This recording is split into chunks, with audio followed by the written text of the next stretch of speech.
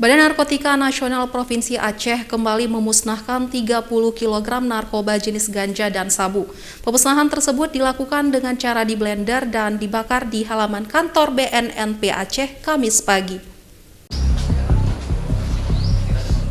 Barang bukti kejahatan narkotika di Provinsi Aceh sebanyak 16 kg ganja kering siap edar serta 14 kg narkotika jenis sabu Kamis pagi dimusnahkan Badan Narkotika Nasional Provinsi Aceh.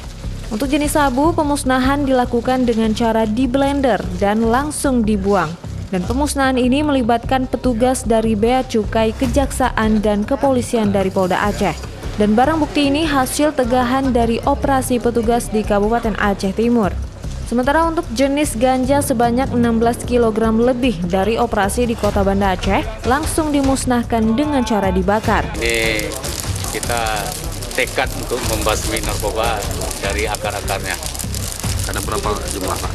Jumlah semua barang bukti yang kita musnahkan yaitu narkotika jenis sabu seberat 14 kilo dan ganja 16 kilo lebih.